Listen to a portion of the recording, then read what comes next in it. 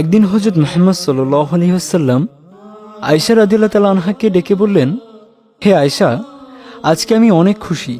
আজকে তুমি আমার কাছে যা চাইবে আমি তোমাকে তাই দেব। বলো তুমি কি চাও। একথা শুনে হযরত আয়েশা রাদিয়াল্লাহু তাআলা আনহু চিন্তায় পড়ে গেলেন। আল্লাহর রাসূল সাল্লাল্লাহু আলাইহি সাল্লাম তাকে কিছু একটা চাইতে বলেছেন।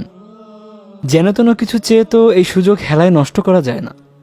আর যা মন চায় তা তো চাইতে পারেন না। যদি কোনো ভুল কিছু চেয়ে বসেন, যদি নবীজি কষ্ট পেয়ে যান, এমন অনেক প্রশ্নই তার মনে উদয় হলো।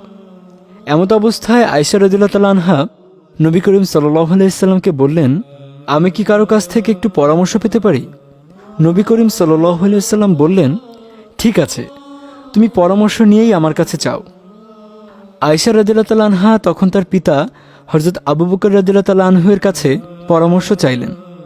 আবু বকর রাদিয়াল্লাহু তাআলা আনহু বললেন, যখন কিছু চাইবেই তাহলে তুমি মুহাম্মদ সাল্লাল্লাহু আলাইহি সাল্লামের কাছে মেরাজের রাতের এমন কোনো গোপন বিষয় জানতে চাও যা আল্লাহ পাক রব্বুল আলামিন তার রাসূল সাল্লাল্লাহু আলাইহি সাল্লামকে বলেছেন, কিন্তু তিনি সে কথা কাউকে বলেননি।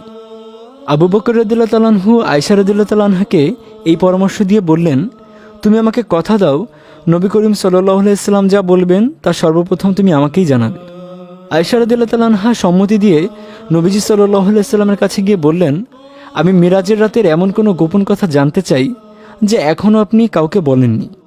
প্রশ্ন শুনেই মুহাম্মদ সাল্লাল্লাহু আলাইহি সাল্লাম মুচকি হেসে দিলেন, একটু রসিকতা করে বললেন, গোপন কথা বলে দিলে আর গোপন থাকে কি করে? এ কথা জিজ্ঞেস করার পরামর্শ তোমাকে কে দিয়েছেন?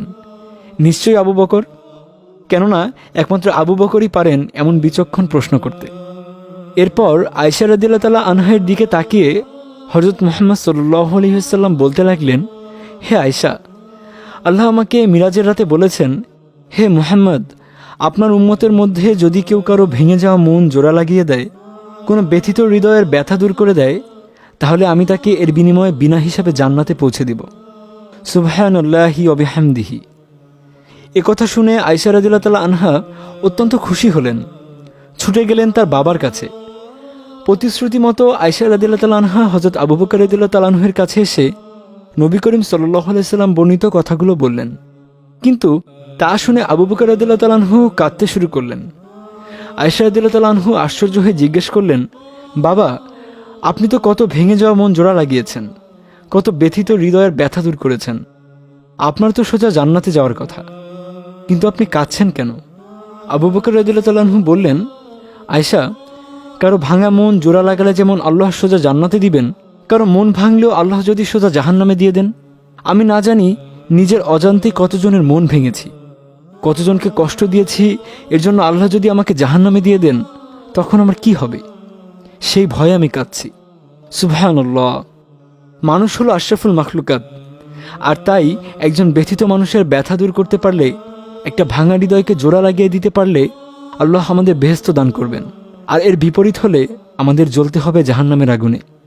আল্লাহ আমাদের সবাইকে রক্ষা করুন। আমিন।